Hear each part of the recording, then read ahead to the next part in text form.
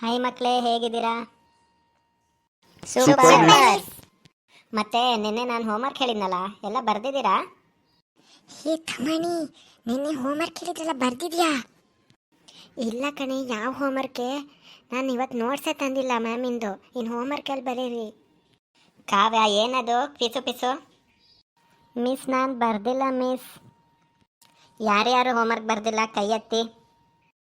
ನಾನೇನು ಹೊಡೆಯಲ್ಲ ಮ್ಯಾಮ್. ಅದು ನೆನ್ನೆ ಮಳೆ ಜೋರು ಬರ್ತಿತ್ತಾ, ಅದಕ್ಕೆ ಪುಸ್ತಕ ಎಲ್ಲ ನೆಂದಿತ್ತು. ಅದಕ್ಕೆ ಒಲೆ ಹತ್ರ ಇಟ್ಟಿದ್ವಿ. ಆವಾಗ ಬೆಕ್ಕು ಬಂದು ಎಲ್ಲ ಕಚ್ ಹರಿದಾಕಿದೆ ಮೇಡಮ್ ನನ್ನ ಬುಕ್ಕನ್ನ.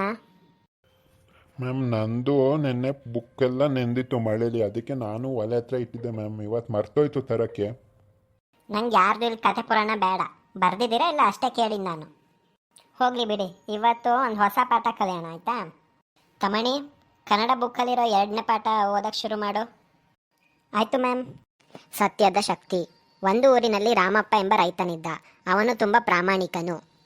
ಒಂದು ದಿನ ಅವನ ಹೊಲದಲ್ಲಿ ಬಂಗಾರದ ಚಿಕ್ಕ ಹಾರ ಸಿಕ್ಕಿತು. ಅದನ್ನು ನೋಡಿದರೂ ಅವನು ಸಂತೋಷ ಪಟ್ಟಿಲ್ಲ. ಬದಲಾಗಿ ಇದು ನನ್ನದಲ್ಲ, ನಿಜವಾದ ಮಾಲೀಕರಿಗೆ ಹಿಂತಿರುಗಿಸಬೇಕು ಎಂದುಕೊಂಡ. ಮ್ಯಾಮ್, ನನಗೇನಾದ್ರು ಸಿಕ್ಕಿದ್ರೆ ನಾನಂತೂ ಯಾರಿಗೂ ಕೊಡ್ತಿರ್ಲಿಲ್ಲ ಮ್ಯಾಮ್. ಮ್ಯಾಮ್, ನಂಗೆ ಸಿಕ್ಕಿದ್ರೆ ನಾನು ಮೊದಲೋಗಿ ಬಂಗಾರದ ಅಂಗಡಿಗೆ ಕೊಡ್ತಿದ್ದೆ. ಹೋಯ್ ಮಕ್ಕಳೇ, ಹಾಗೆಲ್ಲ ಮಾಡಬಾರ್ದು. ಯಾರಿಗೂ ಸ್ವಾರ್ಥ ಇರಬಾರ್ದು. ತಮಣಿ, ನಿಂಗೆ ಓದಕ್ಕೆ ನಿಲ್ಸಕ್ಕೆ ಹೇಳಿದ್ನ ನಾನು? ಮುಂದುವರ್ಸಿ ಓದೋದು. ಹಾಂ ಮ್ಯಾಮ್. ಅವನು ಹಾರವನ್ನು ಗ್ರಾಮ ಪಂಚಾಯತಿಗೆ ಕೊಟ್ಟ. ಕೆಲವೇ ದಿನಗಳಲ್ಲಿ ಹಾರದ ಮಾಲೀಕ ಬಂದನು. ಎಲ್ಲರೂ ರಾಮಪ್ಪನ ಪ್ರಾಮಾಣಿಕತೆಗೆ ಮೆಚ್ಚಿಕೊಂಡರು. ಆ ದಿನದಿಂದ ರಾಮಪ್ಪನಿಗೆ ಊರಿನಲ್ಲಿ ಗೌರವ ಹೆಚ್ಚಾಯಿತು. ನೋಡಿದ್ರ ಮಕ್ಕಳೇ, ಈ ಕತೆ ಪಾಠ ಏನಂದರೆ, ಸತ್ಯ ಮತ್ತು ಪ್ರಾಮಾಣಿಕತೆ ಯಾವಾಗಲೂ ಮನುಷ್ಯನಿಗೆ ಗೌರವ ತರುತ್ತೆ ಅಂತ. ಹೌದು ಮಿಸ್. ಸರಿ, ಇವತ್ತಿನ ಹೋಮ್ವರ್ಕ್ ಏನಂದರೆ, ಎಲ್ಲರೂ ಆ ಇಂದ ಳವರೆಗೂ ವರ್ಣಮಾಲೆ ಬರ್ಕೊಂಬರ್ಬೇಕು ಒಂದ್ಸಲಿ. ನಾಳೆ ಯಾರು ಬರೀದೆ ಬರಬೇಕು. ನಿಮ್ಮ ಅಪ್ಪ ಅಮ್ಮನ ಕರೆಸ್ತೀನಿ ಸ್ಕೂಲಿಗೆ. ನಮ್ಮ ಅಪ್ಪ ಅಮ್ಮ ಊರಲ್ಲೇ ಇಲ್ಲ, ಅವ್ರು ಬೆಂಗಳೂರಿಗೆ ಹೋಗ್ಯಾರೆ ಯಾವುದೋ ಫಂಕ್ಷನ್ ಅಂತ. ನಾನು ಬರೀದಿದ್ರೂ ಆಗ್ತದೆ, ನಮ್ಮ ಅಪ್ಪ ಅಮ್ಮ ಬರೋಕ್ಕಾಗಲ್ಲ. ಮ್ಯಾಮ್, ಅನನ್ಯ ಅವಳು ಅಪ್ಪ ಅಮ್ಮ ಊರಲ್ಲಿಲ್ಲ ಅಂತ ಹೇಳ್ತಿದ್ದಾಳೆ, ಅದಕ್ಕೆ ಅವಳು ಬರೆಯಲ್ಲಂತೆ ಹೋಮ್ವರ್ಕ್ನ. ನಾಳೆ ಯಾರು ಬರೆಯಲ್ಲೋ ಅವರಿಗೆಲ್ಲ ಒದೆ ಬೀಳತ್ತಷ್ಟೇ. ನೀನು ಯಾಕೆ ಮಿಸ್ಸಿಗೆ ಹೇಳಕ್ಕೆ ಹೋದೆ?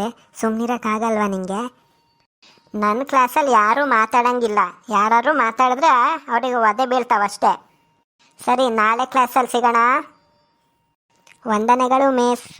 ವಂದನೆಗಳು ಮಿಸ್. ಹೋಯ್, ನಮ್ಮ ಈ ಶಾಲೆಯ ವಿಡಿಯೋ ನಿಮ್ಗೆ ಇಷ್ಟ ಆಗಿದ್ರೆ ಲೈಕ್, ಶೇರು, ಸಬ್ಸ್ಕ್ರೈಬು ಮಾಡಿ ಆಯಿತಾ?